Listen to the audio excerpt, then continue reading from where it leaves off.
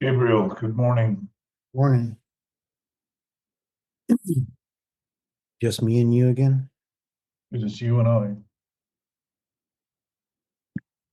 So far, I believe DC is coming from New York. I know Mark is planning to, or he was. But it's morning. Good morning. What's good about it? Well, whatever's good. Just buried as per usual. You mean in terms of your work and your thoughts, or? Both. Yeah. I think a lot of that added normal day work pressure, stress doesn't necessarily support inline thinking with the infinite source. Maybe it could, but Well, if the absolute nature of reality has always been absolute, it's always been supporting the thinking we're choosing to do. And while it may be maligned in some way, and I know that with the fires and, I don't know how many properties do you estimate, or I heard 12,000. it depends if you calculate both fires. If it's Right. both fires, yeah, it's 12-ish. And what was it locally? Yeah, Palisade says 5, but who really knows? 5,000. Yeah. So being an architect and being in the middle of a neighborhood that has just had that kind of calamity, and having those people ask for your attention and your guidance can be overwhelming, obviously, because you're not, as we talked about yesterday, you're not going to do it alone. And yet the burden of it seems palpable, which to me is a good indication of your concern and your consideration and your commitment to doing what you can. And it's also because it can be overwhelming. And my experience has been that what's overwhelming for me are the experiences I'm having that exceed the limits of my thoughts that I'm defending. So it's a good chance to look at it and see that if I really am concerned and I am committed, which I am in regards to what we do, that's my commitment, and my concern is the mental health of humanity. If I can notice those overwhelming feelings, I'm beginning to identify the limitations of my thoughts. And to simply do that, I don't have to do any more than that. I don't have to go off on some manic hyper crusade to come to a conclusion with respect to everything I'm thinking, to come to a conclusion that is absolutely correct about what's happening. And that alone stabilizes the rest of the thinking, because ultimately it's our functional capacity that we undermine by thinking in terms that are dysfunctional. No, I have to go on that panic emotional tirade to get there, Jack. Yeah. Well, but and you don't have to go through. No, don't underestimate. I have some very depressive moments. I mean, if you're looking at the world accurately and seeing the sort of collective dysfunction that we're all participating in, it's pretty easy to be demoralized. And if you're looking at it honestly, it doesn't mean that it's a complete demoralization to the degree that there's nothing moral I can do. But it certainly points to the fact that in my history, I have done a lot of things that have been demoralizing to contribute to that overall tendency that we seem to be, I call it an addiction, that we seem to be committed to within socially, that really represents the social ills. That seems like something very difficult to overcome when none of us are asked to overcome it. Simply do what we can with the choices we're able to make, and start to see that our example is profoundly educational, edifying to other people who are also in that same spot when they see someone operating with all those dimensions and dilemmas and conflicts going on in some way that seems honest and seems accurate to their point in this process that we're living, in this human body that we have. And it's not rarely seen, or it's not often seen. My experience is that people are kind of on the hustle a lot and kind of trying to make things right and say things that sound positive, when in fact, if you're saying things that are positive to be positive, you're really ignoring the negative, which enhances the negative. Doesn't make any sense to operate on that basis. But you're also dealing now, I'm sure, with a lot of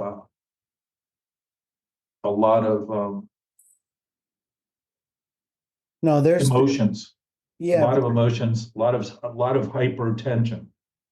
and there sadly is some fraud out there and some bait and switch and some, new players that compound the situation. But that's a detail. But So yeah, the better we each are, the better we all are. And that's our guidance here is to my experience is if I look at what I'm doing in relation to it all to start with, uh, I can recognize quickly that there's a lot I can work on to be better for that whole, than be overwhelmed by all that's going on out there as though somehow I need to do something about it from the worst point of view I can possibly have, or that anything I do will be any constructive in any regard. well, let's talk about me, my favorite Good, subject. good morning, Harry. Morning, Harry. Good morning. My my episode last week was a personal and professional attack from some bozo, and it brought me down. It took me off of that a whole day of not being of service, of not helping my clients, and not took me Right. out, took me out of my family and everything. And that that meanness, which I haven't felt in since we've been talking quite a long time. 6 months, a year, I don't know, 9 months. Very disturbing, very quickly got out of it compared to previous episodes, but it's I don't know, I just wanted to sort of talk about it for those listening, that it's not a solution, it's not a solving, it's not a fixing, it's not a done forever. It's a ongoing process of identification, understanding, and there will be quizzes. There will be tests. Well, then you're talking about, maybe you could describe a little more of what you experienced, like physically, with the situation without having to go into the details of the situation, Oh but yeah. just your So, response to it, your yeah, reaction to it. the body has to go right to the bathroom and dry heaving the next morning and not sleeping and not eating. I lost 3 pounds. Um, it's a very flighty, scared response, as if I'm being tracked by a bear or a tiger or something that I Well, need then to. you were accused of something by someone who did the thing they were accusing you of, Yes. right? Okay, so Yeah. that is a synopsis for everybody listening, is what happened. And in your world, you're an architect. In your world, those kind of accusations lay waste to the relationships that you've been building and the faith people have in you to go ahead and continue with the literally hundreds and thousands of details and Yeah. interactions that need to be accomplished to take a building from an idea into something Yeah. people can live in. And millions of dollars. Yeah. And so it just, I don't know, it just that me, I think I am, that I think I am, was attacked and immediately went under. Yeah. And I don't know. I don't know. That's what happened. I talked to you about it and talked to others. Another good reference is family. My brother I talked to, we grew up in very same obvious, circumstances and parental stuff. And um, he always bolsters me in a unique way. So that's helpful. Um, anyways, it's just wanted to talk about it with those that may be listening, that it's an ongoing struggle. There will be bumps in the road, and I'm getting better at bumps in those roads. Whereas before they would take me out for a week. I would be Right. on the couch, So the sleep. book talks about a daily reprieve, and it's really a momentary reprieve. And what do we reprieve from but the insanity of the thinking that something that isn't true is true?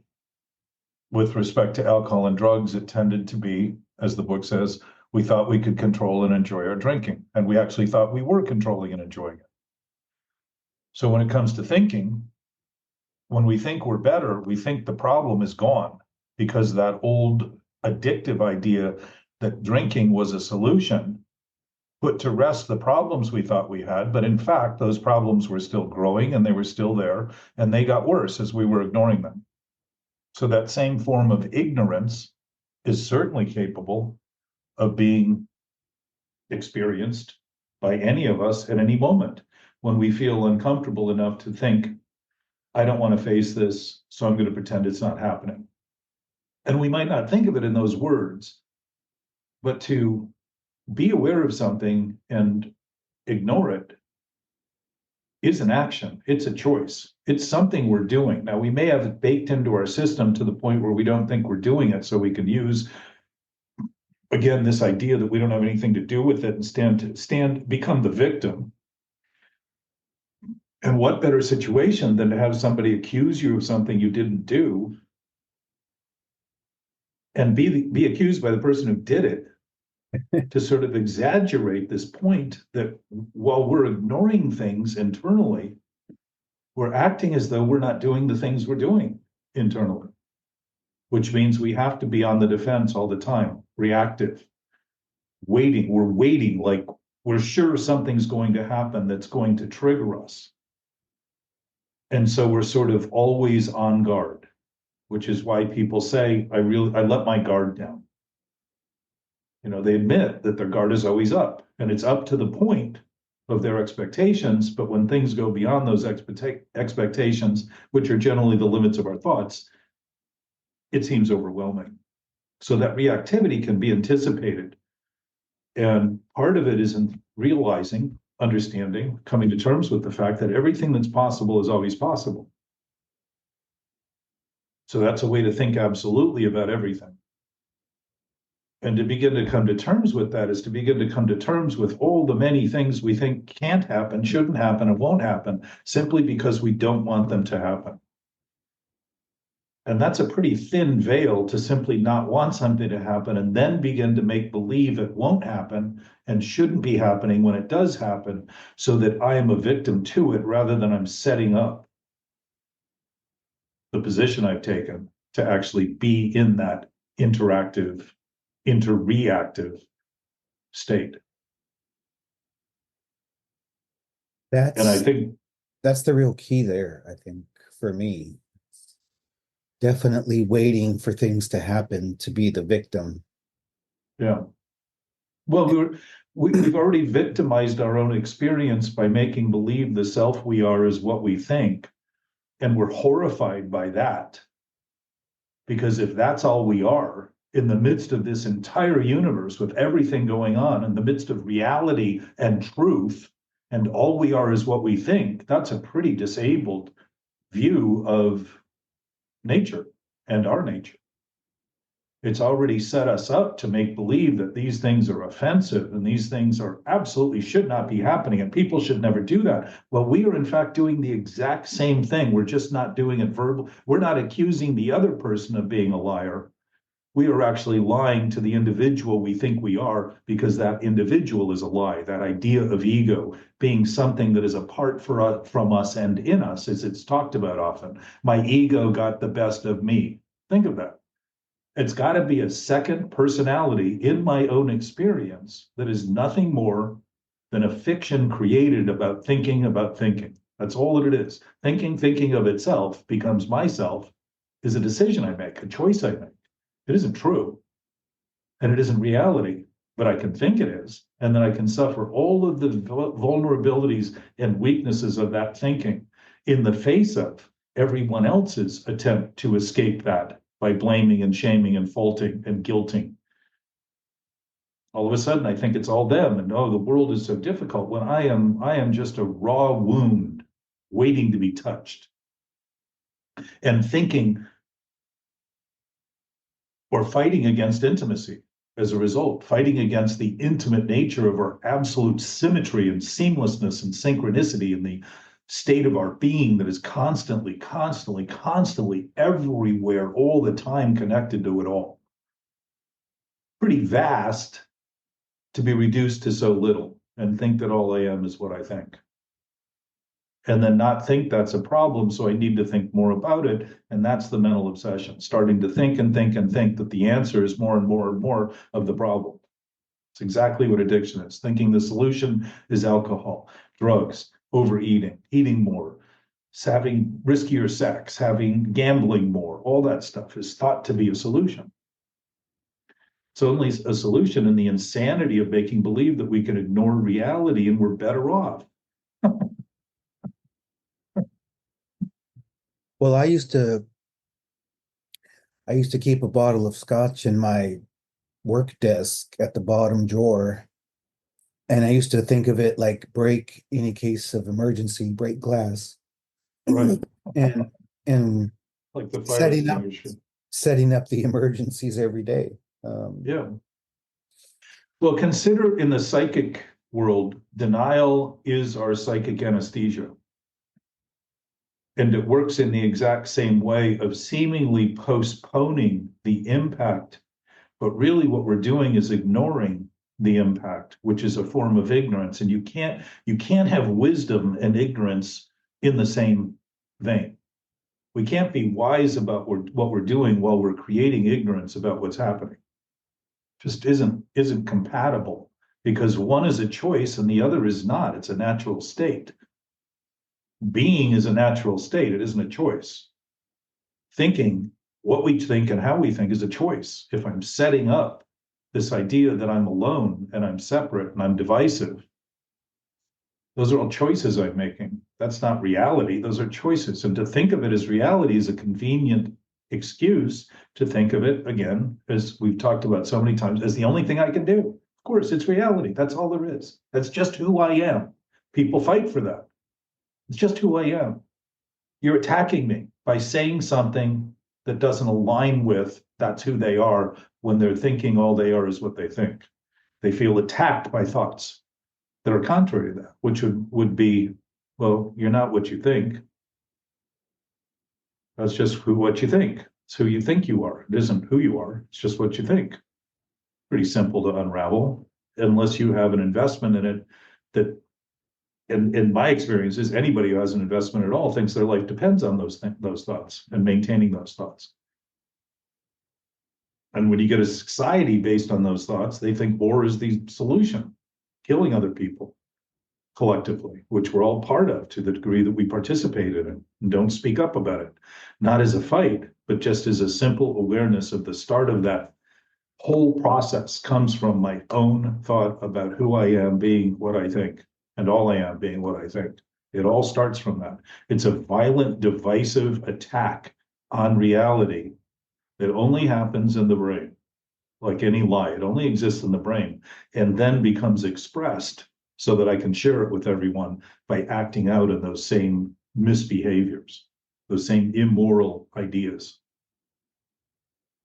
And it gives us all, to a degree, the impression that it's the only, that's our nature. We even talk about it that way. Humans are greedy and violent and all that. That's not our nature. That's the sick nature of the thinking we do about who we think we are, rather than the absolute nature of our being that we all share, being completely united, indivisible, absolutely impossible to let go of because it has us. We don't hold on to it. We can't seek it and find it because it's not lost. But all of those contortions are processes of thought trying to make sense of no sense, trying in insanity to turn it into sanity, and it never will. I think in alignment with that is the panic and fear I feel is a correct response to something that is wrong. Yes. It's just the thing that is wrong is my misunderstanding. I'm reacting to the lie there is indeed a lie, but it's someone else's lie. It's something else happening that's lying. And but I believe I'm the liar, and I'm the Well, you are, oh, and in that regard. Yeah, yeah, that's an accurate assessment.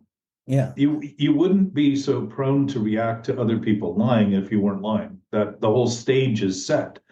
The person who isn't lying is not affected by other people's lying. They just see it as some discrepancy of thought. It's not a full-on attack. It isn't life-threatening, business-threatening, threatening my career. It's all of those overblown things. Think of this. They're overblown because the collective nature of denying your own experience is like a volcano, building charge, building charge, building charge, building charge, building charge.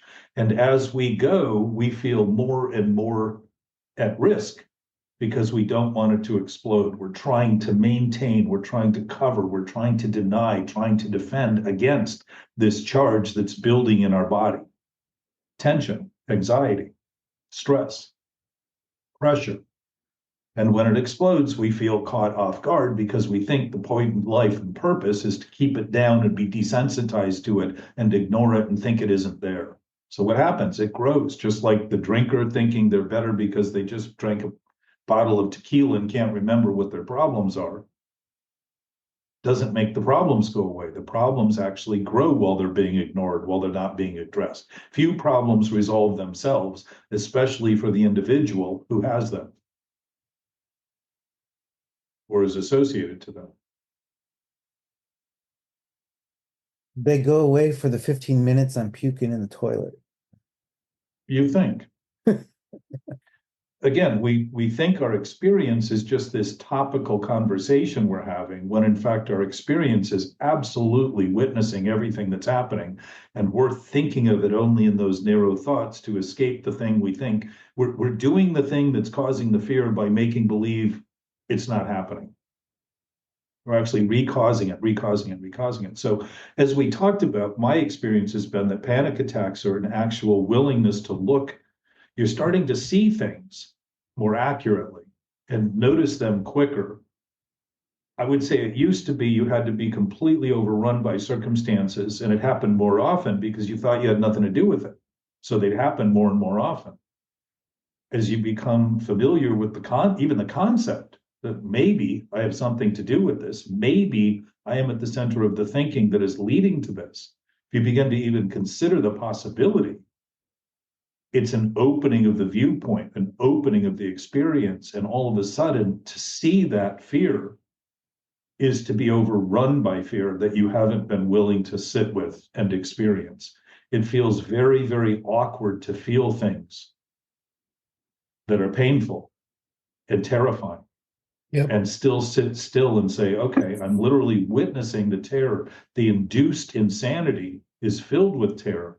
A lie is filled with fear because it's based in fear. Ego is based in fear. It's only an idea I'm having to try to divest my responsibility for what I'm doing and think of it as some other individual in me, the split personality that's causing it. And then my relationships are built on the relationship I think I have with this self, because I think I am that self. And at the same time, I'm thinking about that self, which is another ironic twist. How can I be thinking about the self if I am that self? There's obviously division there, but it's really revealing that we can think about our thinking itself. That's a contemplative advantage that has been turned completely against humanity. We turned it around backward so that instinct, seeming instinct, is not instinctive at all because it actually threatens our life rather than guides us to avoid threats, which is what instinct is designed to do. Everything gets flipped around. Misunderstanding becomes understanding. Immorality becomes morality, operating on that basis. So the terror is a present traumatic stress that isn't being dealt with by considering it always as something that happened in the past and not what's happening now. We continue to maintain it to the degree that we mistake what we're doing. We have misgivings about the mistaking we're doing. naturally lines up, just like you just said. I think you said you're not the one doing it, and then sort of grok to the point that you must be at the center of doing it, but it's not the circumstance that you're doing. You're not the guy accusing you of doing something that he did, and yet you're the guy that is reacting to it as though your life is threatened by his insufficiency and his deficiency in thought. Yeah. So here words, think of this thing we used to say as kids. Sticks and stones can break my bones, but words can never hurt me. Think of that. We knew it. We talked about it. We used to say, that's what you think. All these little things we said as kids were very clear. Somebody'd say, yeah, you're an idiot. And they'd say, well, that's what you think. Yeah, that is exactly what they think. Thank you. They're sharing a thought. We knew it as kids and don't seem to maintain that insight as adults. We seem to have developed this idea that getting older is becoming desensitized to what's happening and disconnected to what's happening and fighting what's happening and managing what's happening in some way that has us think it isn't happening and wonder why we have all these ailments and disorders. We're thinking out of order. We're putting thinking in first place as the only thing as our source, but it isn't. It's a product of reality, a product of nature, infinite nature. Very stabilizing to introduce that. But the problem with it, as we've talked a lot about, Gabe, is when you stabilize it and start seeing what's wrong looks a lot hairier than the denial used to have it seen. But it also begins to, as you've said, the times that you witness this become further and further and further apart. Having them become further apart doesn't mean there's never going to be another earthquake or another volcanic eruption on the planet. Mount St. Helens blew pretty dramatically, but it still has the potential to blow.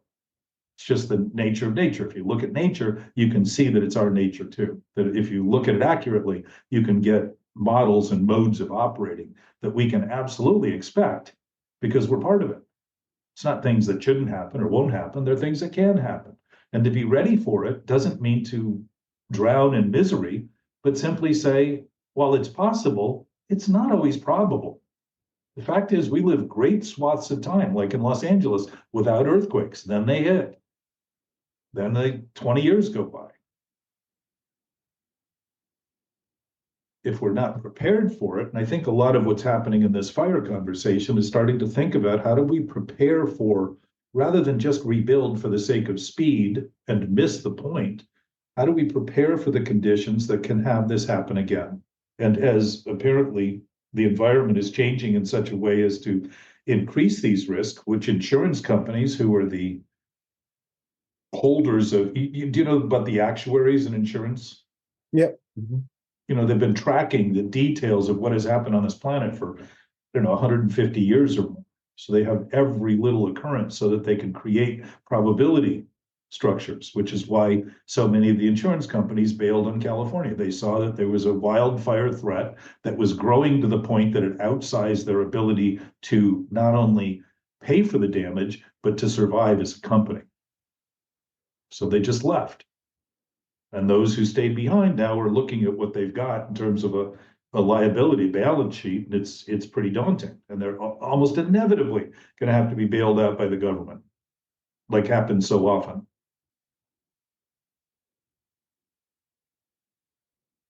We can't gauge the size of the calamity, but you can gauge the calamity and be prepared and know that things are going to go in ways that we don't expect because we're so committed to thinking all that will happen is what we think. And to think that thinking is reality is exactly what that kind of thinking comes from. When your expectation is that what happens is possible and what will happen is a possibility, period, it isn't as big a surprise when things happen. Because now you're starting to incorporate everything in your thinking rather than the some things that would be specific to those things that you think shouldn't happen in relation to the things you think are important for your purposes. Starts to become objective in terms of objectivity, thinking of all rather than some.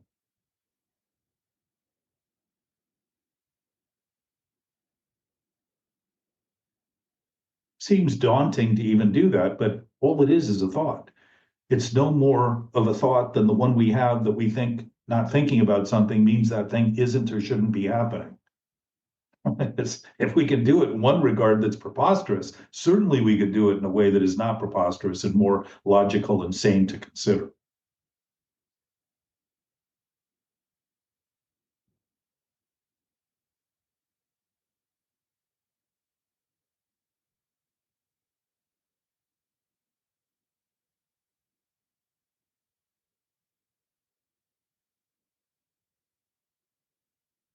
There's great value in your experience because it's also being experienced by so many others, including me. So to be able to talk about it and discuss it openly is a beginning of being able to look at it honestly and start to diffuse the tension and the stress and the reactivity that has made humankind unkind for as long as humans have been alive.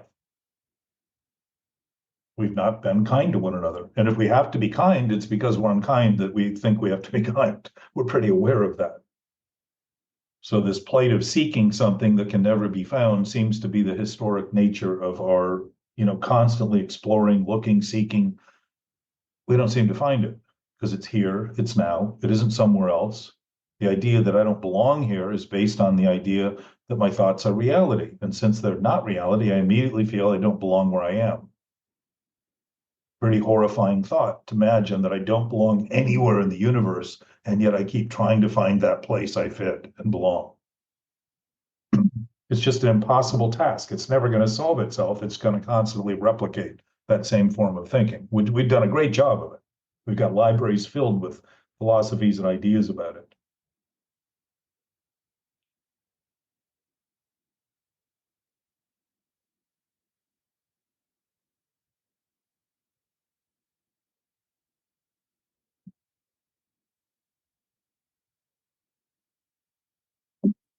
Morning, Jana.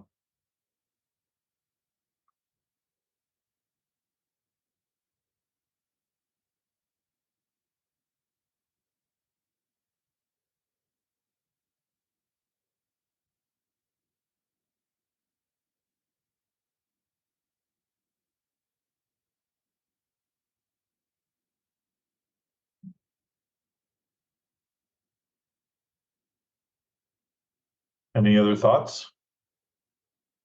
Way too many. Yeah.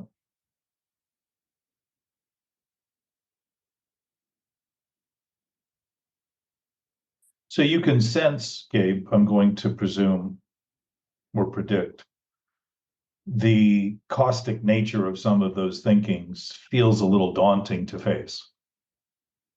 Some of those thoughts. Very much so. So credit where credit's due. That's your awareness, knowing better than the thinking. So if you're only using thinking about that, you get into this spiral of thinking about those thoughts as though there's something that shouldn't be happening and you want to stop, but you're using the same thought. By engaging with insanity, you're actually producing insanity.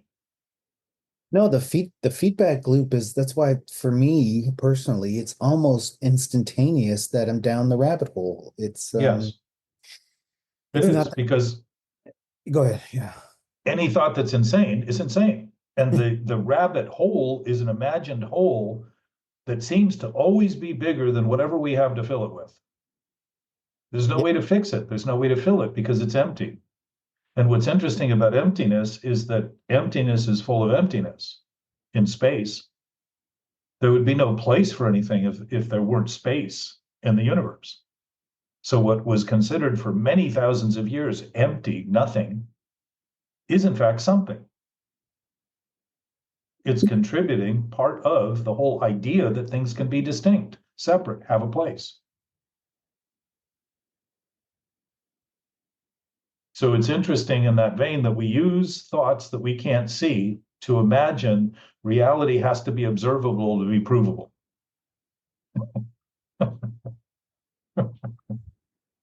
It's crazy. Absolutely upside down. Good morning. I figured out how to unmute. Congratulations. I'm a crazy genius. There's another few of those running around. We all are. Yeah.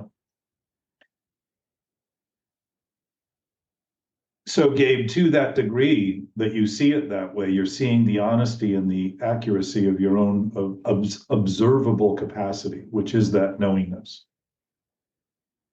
And if we are willing to look at the words we use, they're often saying the connotation of the word is exactly the opposite of what we're actually saying. So you can see something honestly and think of it as damning to the condition rather than if you look at the words, I feel alone. You're really feeling a thought that has no basis being thought of as reality. That creates a sense of loneliness because there's nothing there to attach to. And we experience that. There's no connective tissue to reality in a thought that has only a thought as its basis. If a thought was thinking about reality, it would no longer have to think about it because it would know the reality, it would have a better sense of reality, and the action that would be next would be engaging with that reality and interacting with that reality, not trying to figure it out or deny it, would simply be applying it. And if you don't apply it in the moment, you know that it's always there to be applied. That learning curve is beginning to end the vicious cycle of this circular thinking about thinking about thinking. Like the nautilus that seems to be so fundamental, that shape of a nautilus. It gets, if you go one direction, it gets tinier and tinier and tinier. The curve is basically the same, I imagine. I don't know the radius or the what do they call it? The curve may be steeper as you go, but it's a consistent proportion to Yes. a declining, it's like a parabola. Its decline is increasing as you get closer and closer to the center where it eventually ends and stops. I think it's So logarithmic, Jack, not. what's that? I think it's logarithmic, not exponential. Oh, Be careful when you use the word parabola around me. well, I know that at least the concept of an increase of decreasing nature is part of that curve. That its increase is decreasing and its decrease is increasing at different points. There's an increase of the opposite consistently within the movement of a curve. Yeah, the But I curve is think wider, but the relation to it gets also wider, so it sort of spirals out. Yeah. but the Nautilus spirals outward too, would infinitely compared to going in and in and in and in, where it finally ends at the dead center of the bottom. Or the interior of it, if I understand it.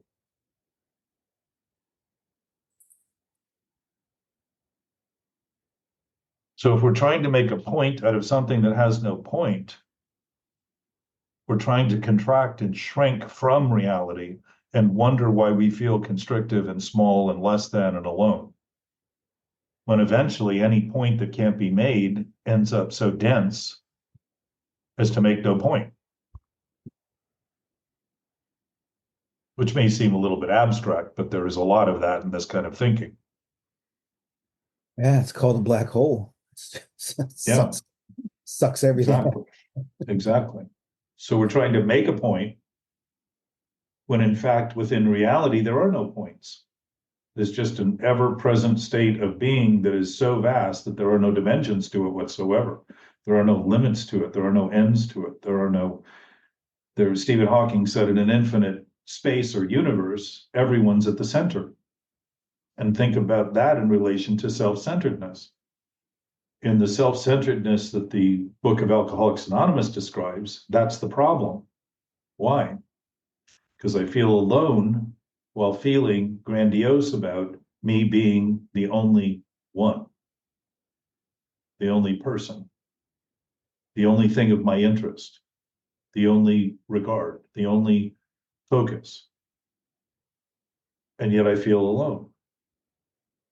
While in the universe that's infinite, everyone's at the center because there are no edges, there are no limits.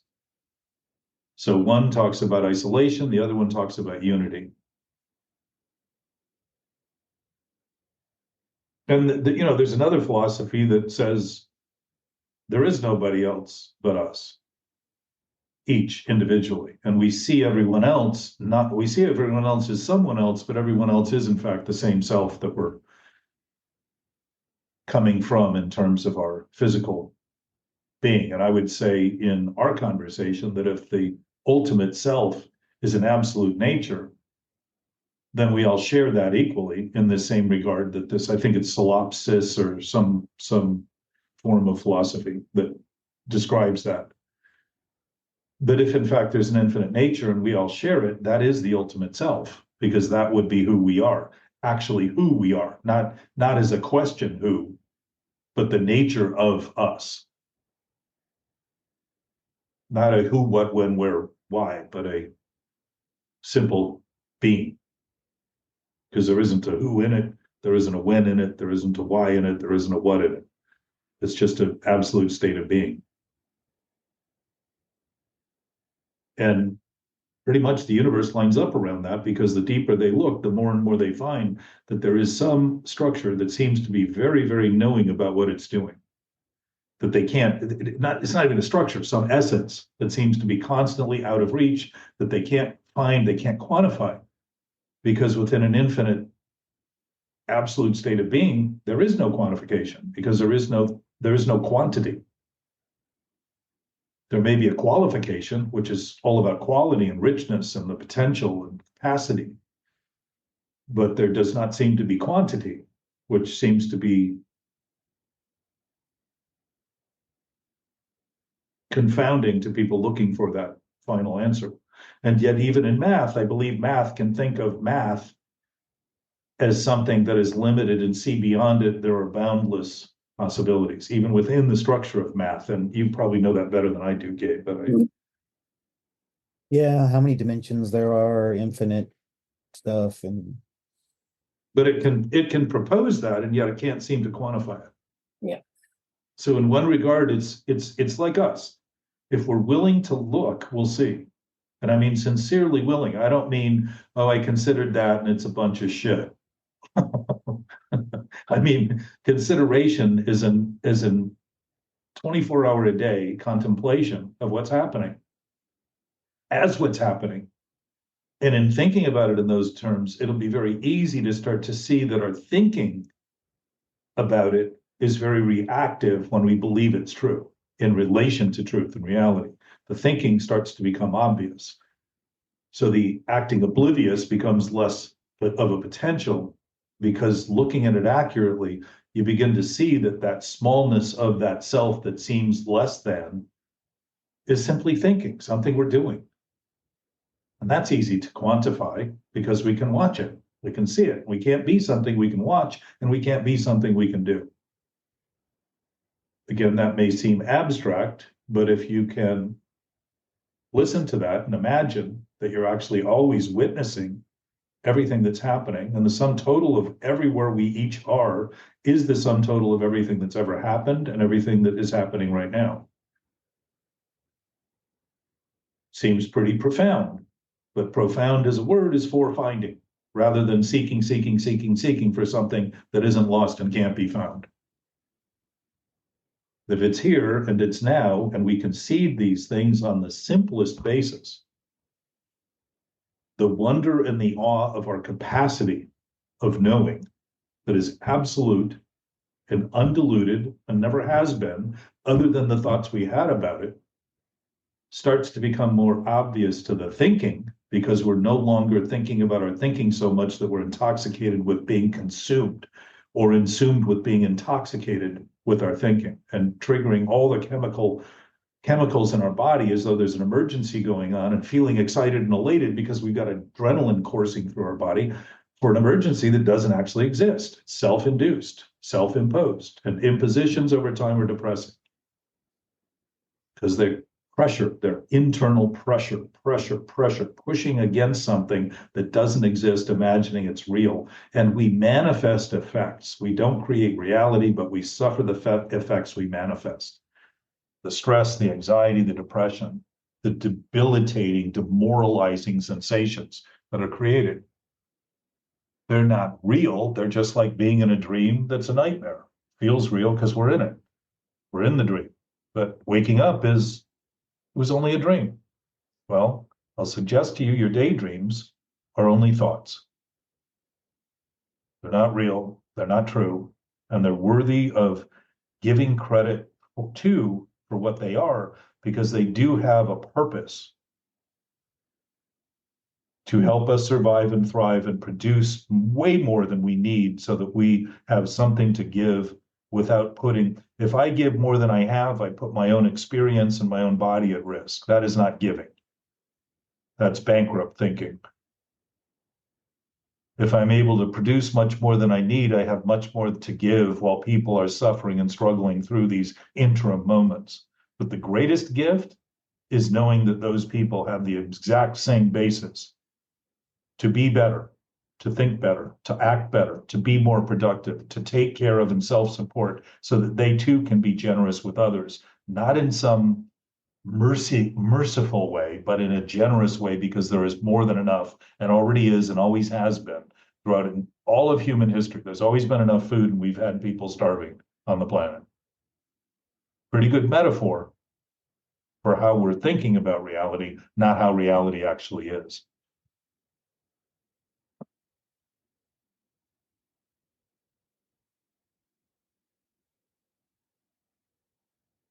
When we mistake our thinking, we have misgivings automatically. As you said, you're down the rabbit hole immediately.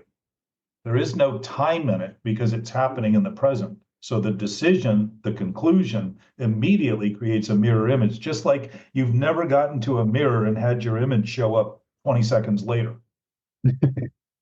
Right?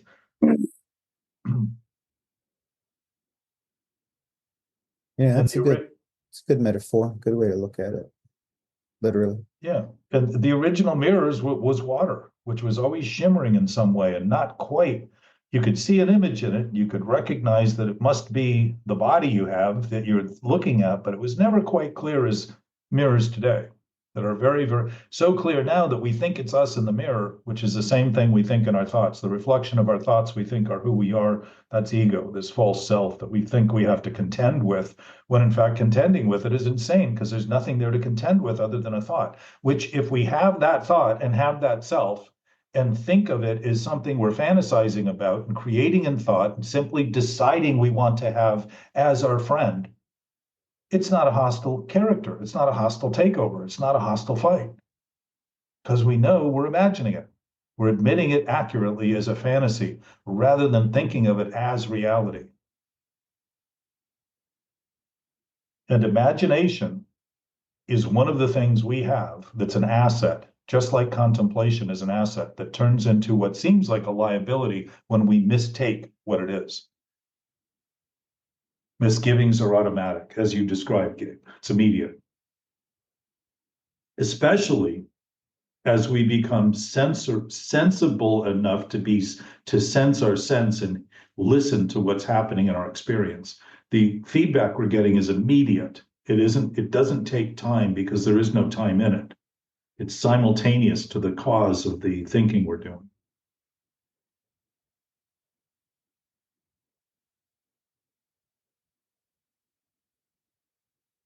It's interesting too that effects of causes are immediate, and yet they are not effects without a cause. So they're always started with a cause. If you're suffering from an effect and start simply conceding that those effects you're suffering from and struggling with, and thinking won't go away, and thinking are hard to manage, and all that kind of stuff, are being caused by your thinking, simultaneous to the maintenance of, if they're happening, the thinking is happening too, the cause is happening too. Start to just live with that thought and begin to consider. Don't agree with it, don't believe it, don't have faith in it, don't have hope in it. Just consider that it might be possibly happening that way. In the least, if you consider in the least way something that's absolute, the revelation becomes obvious because that's what intuition is. It's a knowing of knowing beyond reason, beyond doubt, beyond all of the quantifications of thinking, the processes, the rationalization, the justification we do to try to certify what's proof and what's not proof. You will know it without any proof because the proof will be the knowing of it, and you'll know that you've always known it on top of it. It'll start to become obvious that this is something you've always known. You just haven't paid attention to because the experiences you've been having of others, you've been relying on everybody else rather than your own experience. And given that this is, in terms of my experience, a human problem, to rely on others in regard to this is to rely on the same insanity that we're not willing to face in our own experience. Which is why addiction is a self-diagnosed recovery is based in a diagnosis of addiction. And think of that. If we're self-diagnosing that we're addicts and then realize that we're addicted to the self we're diagnosing, it starts to point to the fact that this self-diagnosis is actually admitting that the self we're diagnosing is thinking of itself, and we have turned it into reality and who we are and all that we are. And that goes away like a blast of light gets rid of darkness, or any amount of light gets rid of darkness.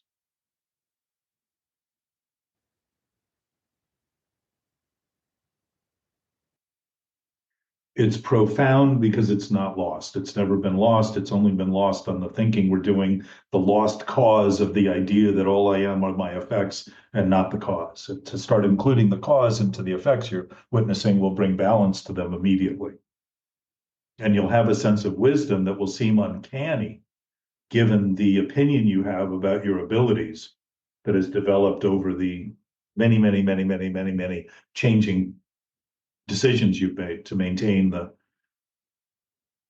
to try to be desensitive to what's happening, rather than notice that your sensitive nature is in fact what sentient beings have as awareness. It's actually our awareness. So hypersensitivity is actually great awareness. It's intelligence. So to muffle that and stupefy it and dumb it down is not in the direction of health and prosperity and abundance and nature. Actually is defying nature, when in fact nature can't be defied. We can live as though it is and feel as though it is, but all we're doing are things that are induced by the thinking we're doing, which is unnatural and abnormal and unusual and discomforting and disturbing as a result.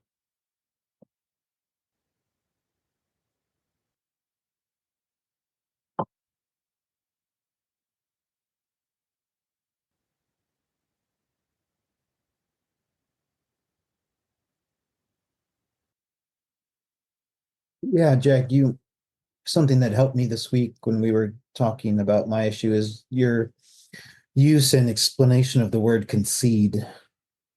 You know, just concede it. Stop fighting it. And that's helpful. Conceding's a little different than surrender too, because to surrender, there's an enemy. To see that there is no enemy is a concession. To see that the enemy is imagined, to begin to see that this enemy within, imagine the idea, for all we can make believe about the threat being external, how easy is it to look at the fact that if the enemy is within, like any fort that's ever been built to protect against enemies, if the enemy gets in, it's pretty much doomed for those within, because now they're locked into the fort that was designed to protect them. And the enemy now has that fort to keep them in a very small section to kill them or do whatever they're going to do with them. You follow? Not really.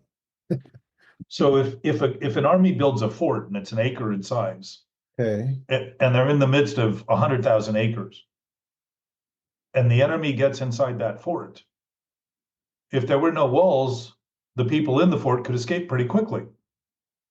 Yeah. But once they're in there, they're condemned by the fort that they built to protect them once the enemy's inside. Okay. So the enemy has an uncanny advantage at that point. It's exactly what we're feeling about this situation we're creating, because there's no greater potential for us to feel than what we're feeling internally. And if the feelings we're creating are terrified, there's no terror out there in the world that can do anything other than mimic this terror that is so much more exemplified and exaggerated, because we're witnessing it not at a distance happening out there by someone else somewhere else, but in our own body. Now we're stuck with this thing that we think is human nature, or my sense is we've called it human nature so we can continue to justify there's nothing we can do about it. It's not us, it's not me, it's happening to me. It's just the way it is. It's who I am. I'm only human. It's not true. None of that's true. But it's a form of thought used to help justify and rationalize the situation, which makes it worse and worse and worse. There is no justification or rationalization in truth or love or reality or peace. None. Doesn't need it because it's not a justifiable, it's not a logical, reasonable form of reality. It's an induced state of fantasy, thought of as reality.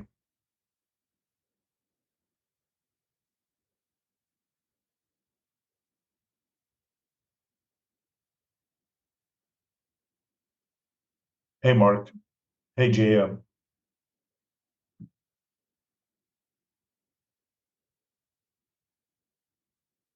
So if we're the inducer of it, and the greatest experience we have are of the things we induce in our own experience, our own body, there's no greater threat on earth than the one we pose to our own experience. And by acting as though we're not doing it, then impose on everyone else because we see them as the cause, them as the responsible party. And that's pretty much how humans have dealt with humans through history.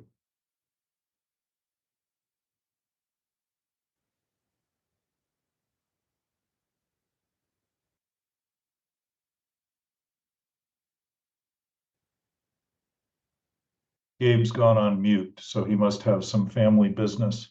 No, I'm here, but Oh, I have a hard out in about 20 minutes, 15 minutes, but okay.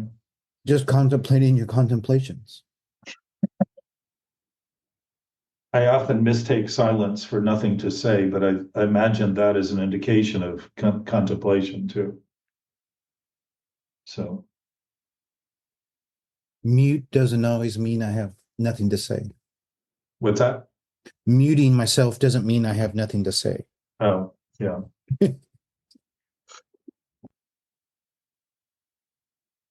So noticing these things in the most fundamental way, that what's happening is happening, and what's happening has always been happening, and to think of it as something that shouldn't be happening. Think of the conflict of imagining that when everything is always happening as it's happening, and I think it shouldn't be happening, the kind of imposition I create in my own experience to make believe that I can stop it.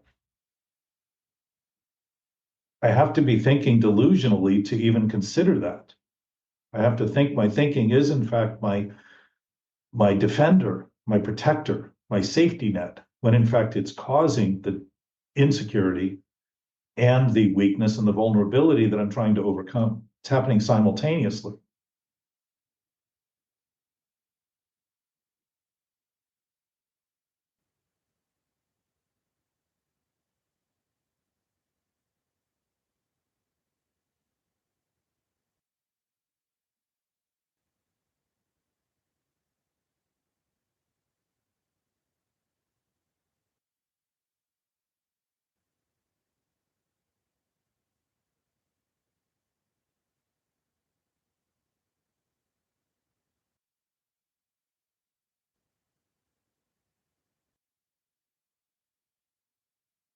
Our conversation is an opportunity to talk openly about what is often left unsaid. And my experience is doing that is a connective tissue, because if we're all based on the same platform, the chances are what we're doing wrong is very, very similar to what each other is doing, even though it can seem as though it isn't.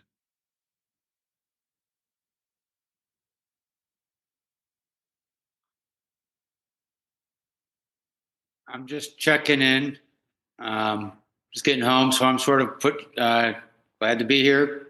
Got this on sort of in the background as I'm bringing stuff in, and just wanted to say hi to everybody. And I'm just sort of listening today, but I wanted to check in.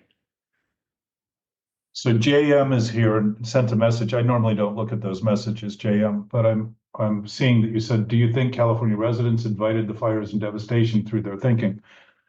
I think our reactive thinking doesn't help us be proactive in the thinking we do in relation to the conditions that we face. So yes, to the degree that we are deficient in that thinking, it's a setup for those natural occurrences that we can't always predict, but we can predict they're going to happen. We can't predict when and how much and all that stuff. We could simply by predicting that they can happen and be more ready, but we're not. We tend to act reactively rather than proactively. So yes, I would think our thinking in that regard has been a debilitating factor throughout history in preparation for things, because we tend to be fiscally irresponsible. If we're irresponsible at all, we're fiscally irresponsible and seldom have the seeming money to do things proactively and think proactively. And yet, as a society, if we were thinking proactively, like Gabe has been doing with a group of friends that I have that are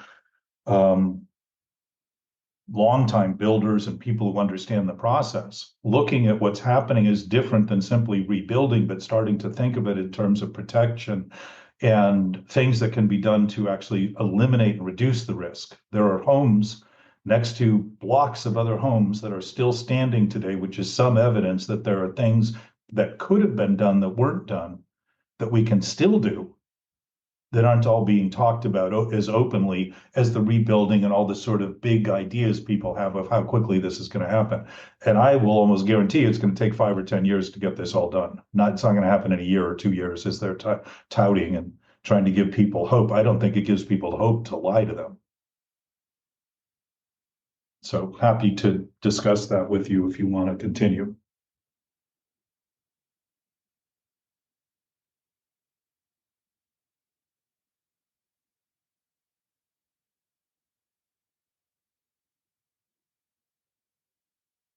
It all aligns, by the way, with the idea that obsessive thinking is a solution, when in fact it's just basically creating the problem it's trying to think about solving. And that mania, that manic nature, is never going to be healthy. It's corrosive and always going to create circumstances that mimic it, so the circumstances can look like they're the problem rather than the constructive potential we have to think functionally and literally by actually acknowledging. Functional literacy is actually reading the body language properly and listening to what's happening as something that's informative rather than something to deny and shake off and to ignore.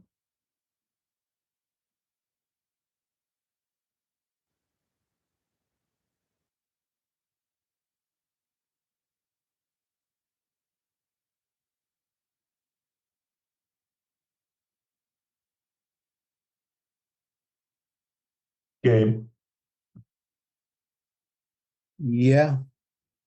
in relation to that, would you say the conversation you've been having with that growing circle of people who are interested is illuminating in terms of options and opportunity, or depressing? Honestly, a little of both. People in one realm are literally just trying to build back as fast as possible without taking into account anything. And then others want to slow it way down to address all these issues and put the electrical lines underground and do all these things that would help in separations and setbacks. But then there's a lot more of me and my property versus the neighborhood. People are still thinking about it as their little piece of land, that has these imaginary lines drawn on the ground as mine and mine only. And so it'll get sorted, but it's still kind of in that messy phase, literally, of the smoke clearing, and understanding has actually happened and is happening. So you can see some of the density in thinking that's still somewhat pervasive. What people are going to change in one month?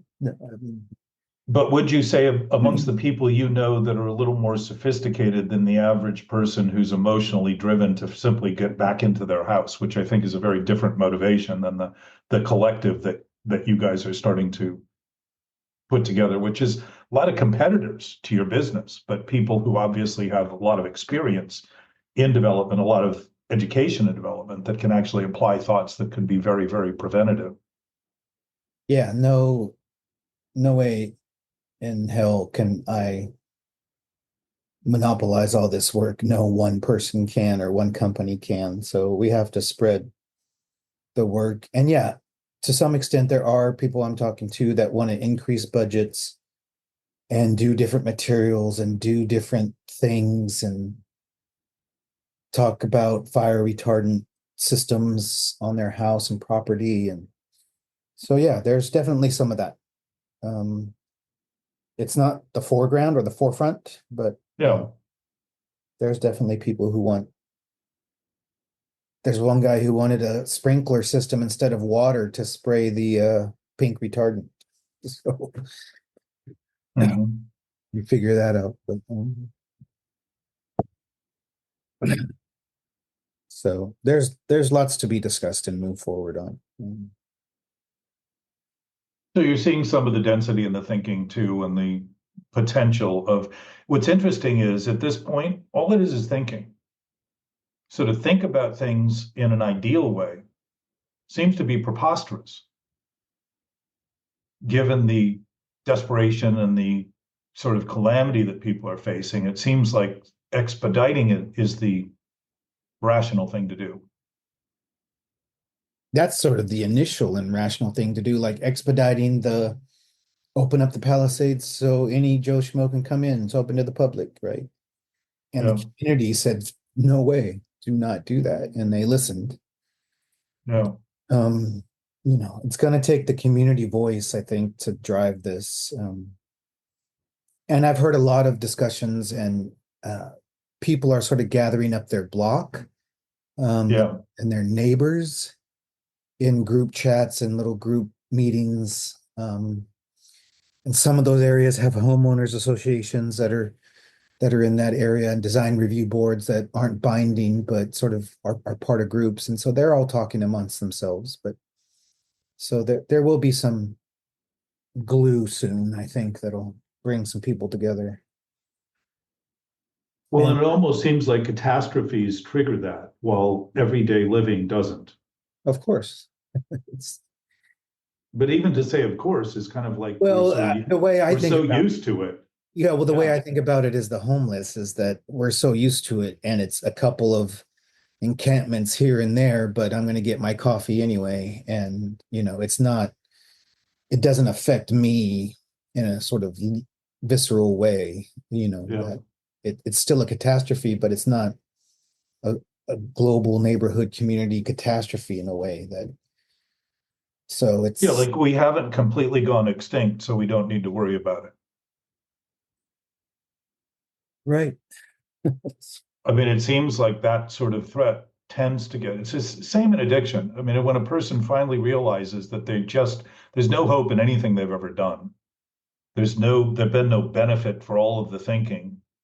The marshaling of the will has been absolutely bankrupt the whole time.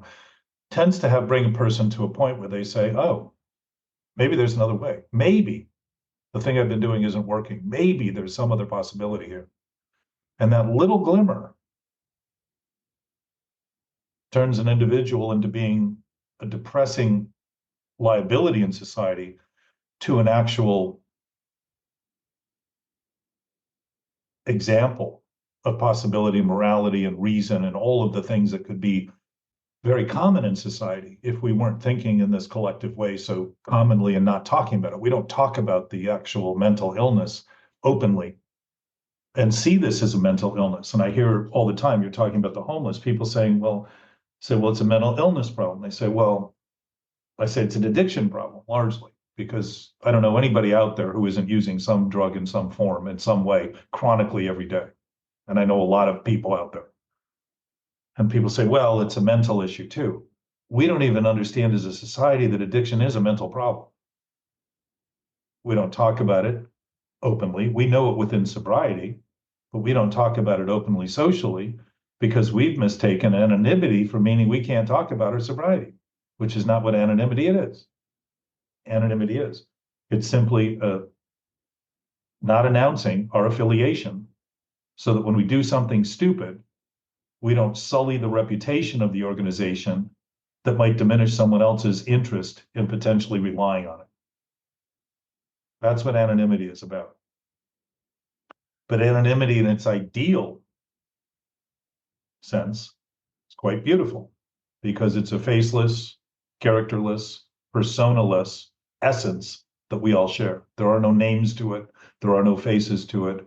There are no bodies to it. There are no characters in it. There are no personalities. There are no selves that are independent and individual. It's an essence that is essential, that is absolutely our nature. If nature has a nature, it must be our nature. Why would it not be our nature if it's natural and we're here and we're a byproduct of it? So to JM's second question, I just don't understand how such an enormous state filled with so many influential people, smart, successful people, could invite such an absolutely asinine disaster just through the way they think. Well, it isn't just through the way they think, but the impact was magnified by the way they think. Nature does things. Winds happen. We don't control that. We don't know when they're coming. When a fire starts and winds start, that's the oxygen fire needs to grow. But I believe all those mountains up there, and Gabe, you can correct me, I haven't confirmed this yet, but I believe all those mountains that are wide open are all part of the Santa Monica Coastal Conservancy, one of the biggest collections of private real estate in the country that's a park. Yeah. Right? So what was the decision there? Don't do anything to it. Don't allow it to grow, allow it to flourish, allow it to do what it does. So what happened? Aside from the rain that came that gave those hills a lot more vegetation to burn that wouldn't have been there had we been in a severe drought, the natural impacts we may not have immediate control of, but we know that they're possible and don't act in ways relative to that possibility. We think, what could go wrong? And we just witnessed exactly what could go wrong with that kind of thinking. So to the degree that we participate, and we're participating in wishful thinking and pink cloud thinking and fantasy is reality, we're not facing what's happening, honestly. And we're not thinking about it in terms that could be proactive and inexpensive compared to the absolute horrific costs that we seem to be willing to face whenever things go really wrong. There always seems to be somewhere in the government, there seems to be plenty of money for that, but not to actually apply to the problem, because as a society, we elect the people and we think corruptly. So we imagine they're going to fix it. I don't have to think about it. I'm going to go back home and do what I want to do. When we are absolutely instrumental in every decision we make, every choice we make every day, we're participating in a democratic process. And so too are everyone else, everywhere else. They're thinking and making choices.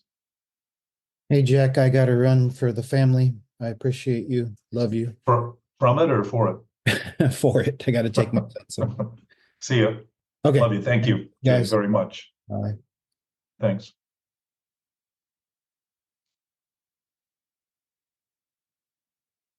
Anyway, we're coming toward the end of our time, and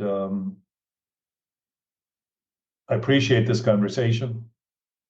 I appreciate that there's a lot of contemplation in it, because I know the guys I work with in the conversation, or the people I work with in the conversation, are often sitting on thoughts for a week or two before something pops and becomes a discussion, sort of an expansive discussion, an awe-inspired discussion.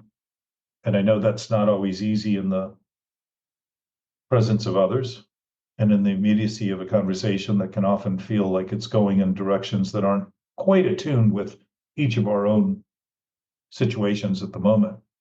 But anything offered here, including coming and sitting and listening is critical to communication. So to people out there listening, you confirm the communication by being listeners, listening to what's being said.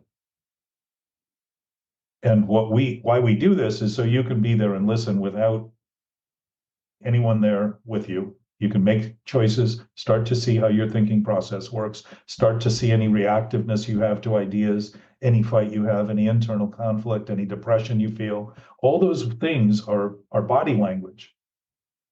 And if we're thinking literately, meaning we're reading the body language and thinking of it functionally, we're starting to be functionally literate in our thinking and using our body as a dashboard, telling us what's wrong.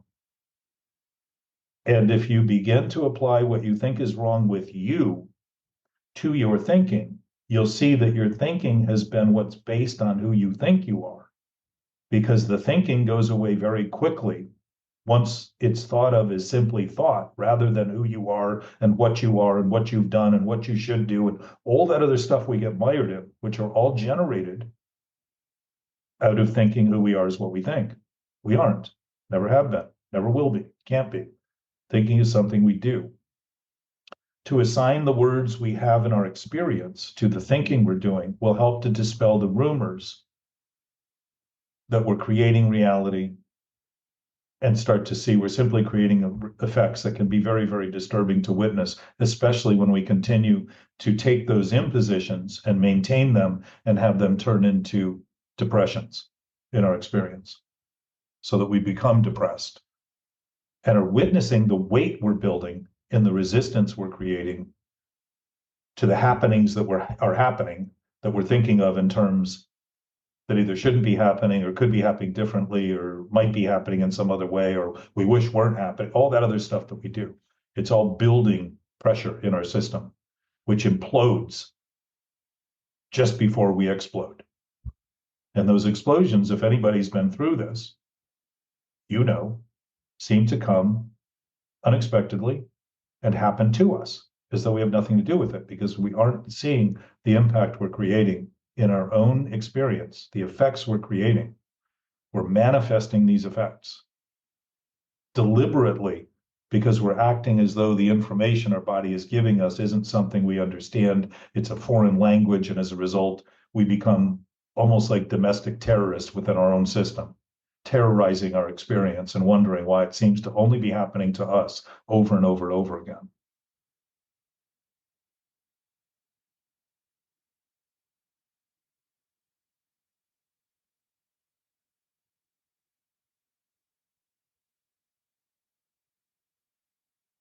So pondering, considering, beginning to see consideration is like the big if. If is the word of possibility. If it's true. If it's not true. Is a contemplation of possibility. It isn't a fight. It's simply a consideration. And consideration, to be considerate, is always considering. It isn't concluding, it isn't deciding, it isn't coming up with a new plan, it's simply living with how things are going and starting to act on that in the simplest way right now. What can I do now? What am I doing now? And finding a guidance system that will absolutely lead to the next thing, to the next thing, to the next thing.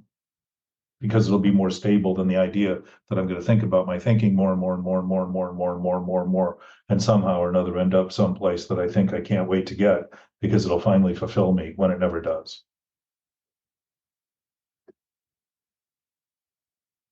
Any other thoughts?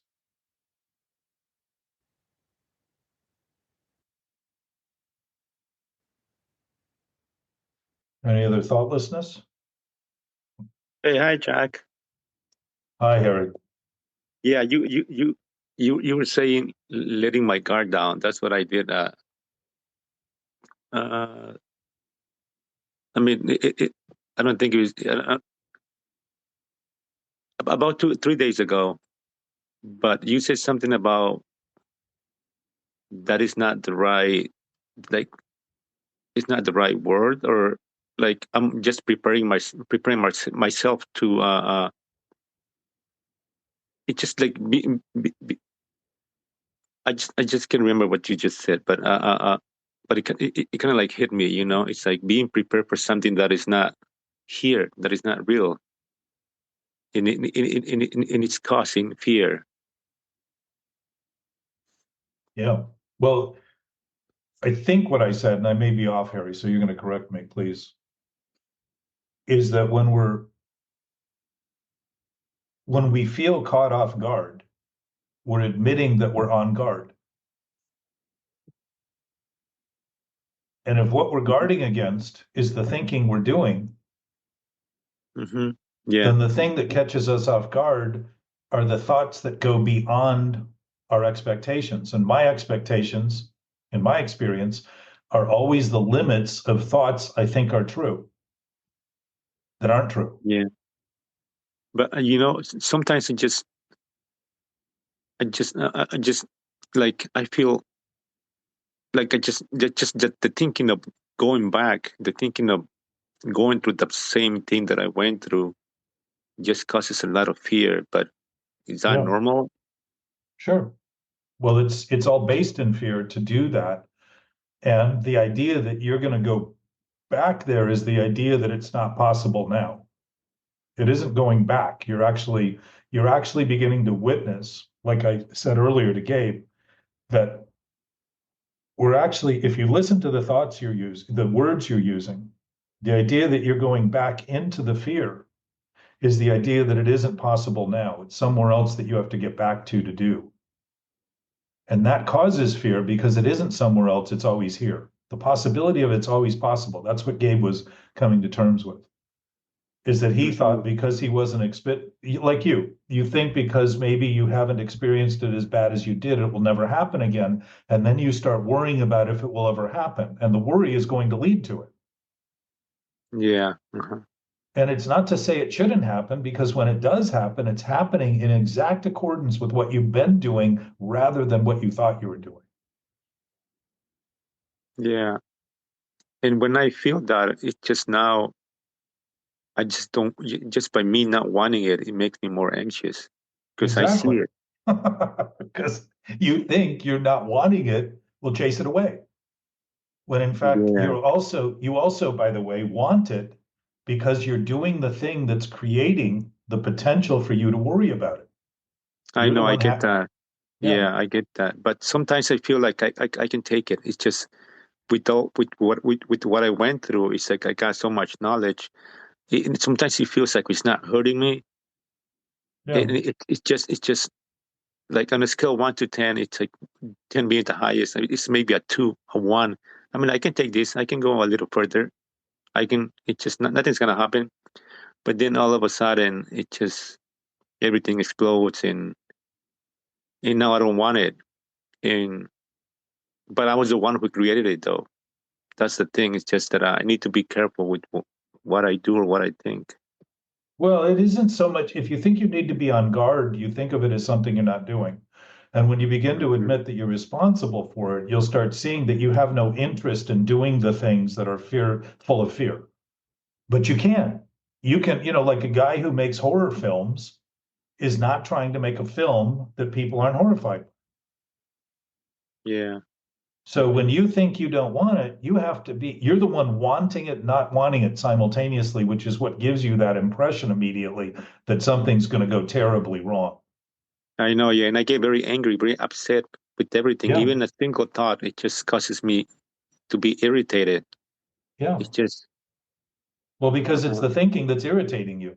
How many times have you done it and expected it to be right?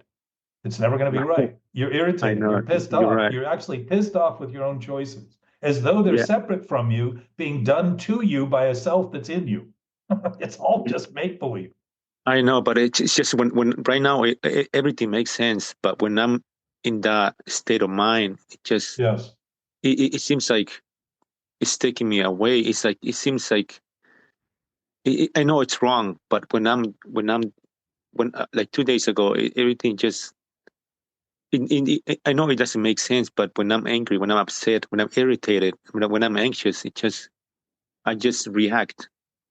But it actually makes sense, Harry, because when we're doing things that are wrong is right, of course, we're building the stage to finally confront what we're trying to avoid. Yes. Uh-huh. We're really setting it up. And why? Because we know better and we don't want to be in that seeming trap. And we know better than to think that it's real. We know all those things, but we haven't been admitting our absolute knowing awareness because we've been relying chronically and obsessively on our thinking. And we think that's the only thing we can do. So we do more of it thinking it'll finally work. It doesn't. It takes a minute it's like turning a flashlight on that doesn't have any batteries. It's not going to overcome the light. It's not going to diminish the light. It's not going to replace the light. It's going to be a continuation of the darkness. You can keep pressing the button and thinking it's going to work, and it's not going to work. Yeah, So you're with Gabe earlier, he had long periods of time where he hadn't had these attacks that happened, these panic attacks. So he thought he was over them. And we talked about it several times. And I said, don't be surprised that you could be setting the stage for it to happen. Because to think it can happen is to think it won't happen. But to think it can happen and to notice that it's always a possibility because that's honest, it begins to give you the freedom not to do the thing that would create it. It won't make any sense to do it. And the sense you're making of it is irrational, but we think of irrationality as making sense and insensibility as making sense when we're thinking sickly. It's just how that thinking works because it's all backward. We're thinking of what's wrong is right, or we're thinking of what's right is wrong. It's never going to be that way, but we can think of it that way. Yeah. So you're always very clear about your experience. And as you expand the circle of people you talk to it about, from your point of view, don't tell them, if you're telling them what they should be thinking or what they're doing, probably not going to listen to it because that reactive thinking doesn't hear what people are saying. It hears only what is thought to be said.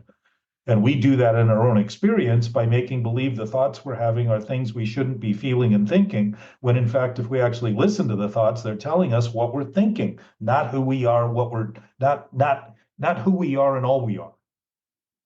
They're just telling us what we're thinking. So when you start saying, this is just what I'm thinking, it sort of diffuses the whole mythology around it being reality and being your reality and being the only thing you can do. All that kind of stuff starts to dissipate and disappears. So yeah. Go ahead, Jack. It's all fantasy to begin with. It's all a dream being thought of as real because we think we're real. We think we're in the thoughts. When we're in the dream at night, we think it's real till we wake up and say, "Oh, it was a dream." This is the wake up. This is the daydream wake up. Yeah, that's how I feel every time I come out of it. It feels like I was dreaming. Yeah, it's exactly what you're doing. So thoughts are illusions, they're imagined. And for us to think of them as reality is something we can do. And when I think of them as reality, now knowing that they're illusions, I laugh at the thought rather than cry over it and feel depressed. And yet I still have thoughts, Harry, every day. Something bothers me and I know when I'm bothered, I look at the effect and say, this is evidence of a thought I have. I don't have to find the thought because it's telling me it's here now. I'm having it now. Even though I don't even think I'm having it, I don't think I'm causing it. If the effects are happening, I know that I'm doing it because effects do not happen by themselves. They're always attached to a cause. And if I am the cause by my choice, not I am the thought, I am the reality of the thought, I am the chooser of that thought, then as I'm responsible for it, I start seeing my ability to respond to it is very different than when I react and think I need to oppose it, think it shouldn't be there, fight it, pretend it isn't there, try to feel better, try to get over it, and all that other stuff that basically leads to more pressure because I'm just learning to deny it better and be numb to it more. And numbness is an indication of something wrong in our body. Numbness is not an indication of right. But it's an indication of right about the wrong. Yeah. You were just saying about panic attacks. I mean, last time I had a panic attack was even in Santa Monica two and a half years ago. Right. And ever since, it's just no more panic attacks, but I became very angry, like irritated. Right. Was it well, like think of the panic attack of all that anger and irritation that had built up, that you didn't think you were angry because you were denying the anger. Now you're having the anger so you can see it. It doesn't make what you're it makes your observing of it right, but it doesn't make the having of it right. if you're doing it and maintaining it by thinking you shouldn't be doing it, then you're actually using the same thing that got you to the point that you imploded in the panic attack to begin with, rather than Yeah. say, wow, I'm really angry. And what I realized in my experience is I should be angry, given the amount of times I've tried this failing prospect and it hasn't worked, and I keep trying and thinking it will. Of course I'm angry. I'm angry with my own demands, my own insistence, Yeah. my own persistence, my own resistance. Was it because like every time I had a panic attack, was it like a release of my frustration or? Yeah, I would say. Yeah, but now I feel everything. It's just no more. I mean, it's not like I want it, but just no more panic attacks. But it's like it seems like I feel everything. I feel all the emotions and everything. So we can talk about this later, but I'm going to pose something for you to think about. Yeah. Normally, in my experience, those things become more difficult to handle when circumstances around us start to change in ways that we don't want them to change. So those triggers, the depression, the anger, and all that, the irritation is generally about somebody and something else, not us, right? Yeah. So that somebody or somebody else, rather than seeing what I normally do is see them as contemptful for doing it because I'm being irresponsible for seeing them that way, rather than saying I'm seeing them that way because that's what I'm doing. And I'm actually using them. Instead of abusing them with the idea that it is them, I'm using them for perspective, like I would use a mirror to see how I look. And all of a sudden I start looking and saying, that's a pretty ugly approach. If I'm thinking it's them, and I can say to them, even if I just say it in my own experience, thank you for the opportunity to take advantage of the perspective you just gave me. I appreciate it. Thank you. Rather than be unforgiving about what I think they're doing, I can be forgiving by simply giving them the benefit of credit that I've just taken for using them to start to see, like a mirror, what I'm doing, because apparently I need help to do that, which is why we discuss this collectively. It's why we talk about it, because it gives the opportunity to see that, oh, if I actually talk about it and I'm honest about it, nobody has to respond to me at all in favorable terms for me to feel the relief of being honest about what's wrong in my experience.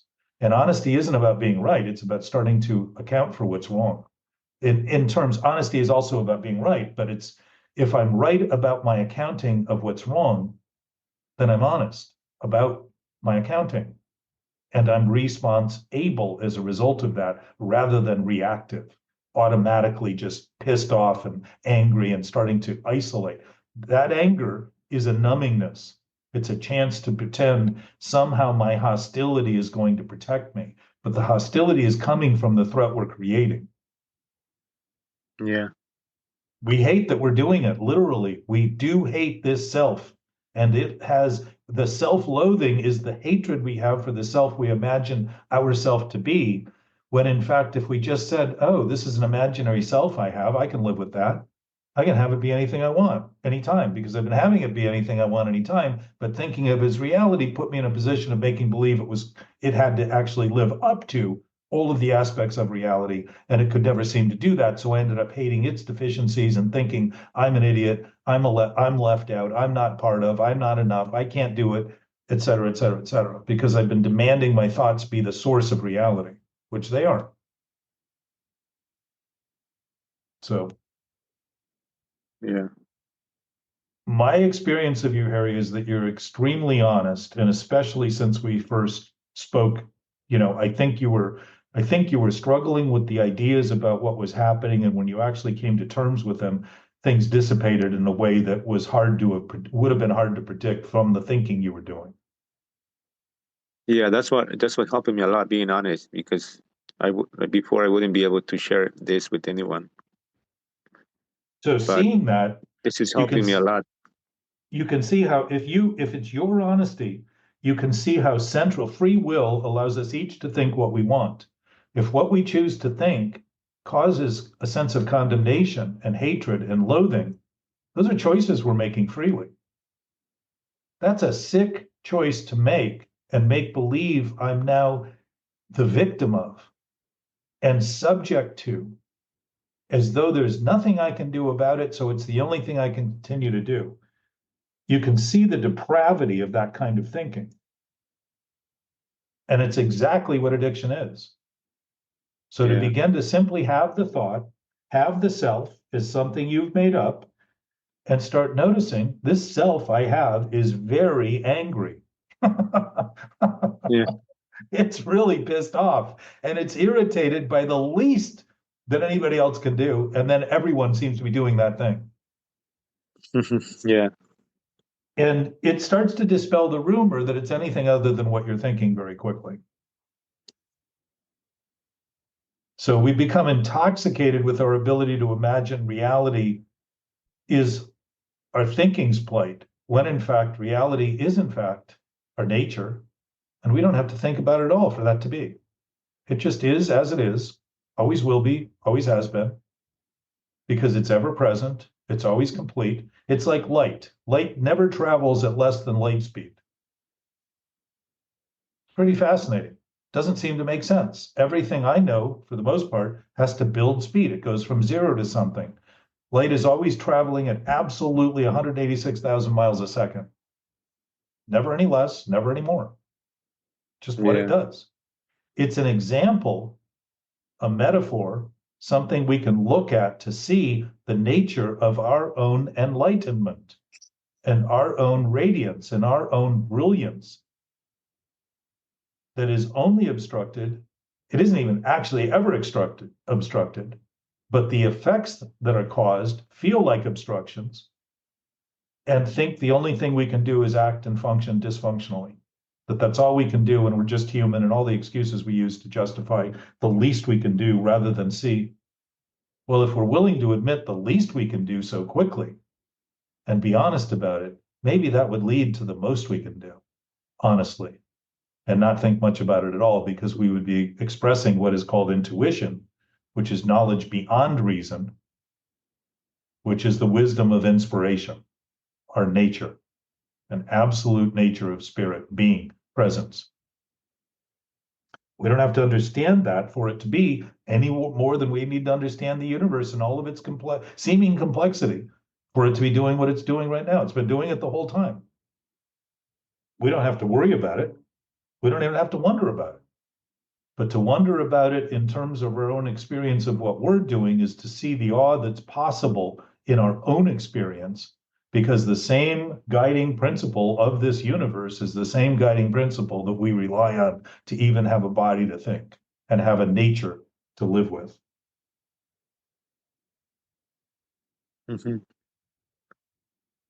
Love you, man. Thank you, Jack. Love you too as well.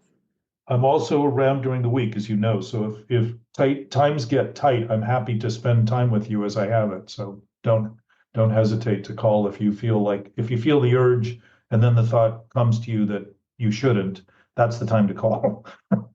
No, of course. Thank you, Jack. But I feel better. It just, I mean, it bothers me, but not as much as before. But it just, I'm sharing my experience because this is helping me. This has been helping me a lot. Just sharing my experience and Yes. Yeah, and see, and just listening to your point of view, it's been helping me too. So share it, Harry. Talk to people about it just from your experience in the simplest of ways, and find that in doing that, you really open up conversation with people, because it won't be a threat. You won't be attacking them. You won't be telling them what to think or how to think or what they should be thinking or that they shouldn't be thinking what they're thinking. You can say, look, I struggle with this and I have had some major bouts. And here are some thoughts that I've considered. And your thoughts will be somewhat unique to you. If we're all based in the same principle, we also all have vocabularies that we use differently. Your language is different than my language. You speak at least 2 languages. I don't speak 2 languages.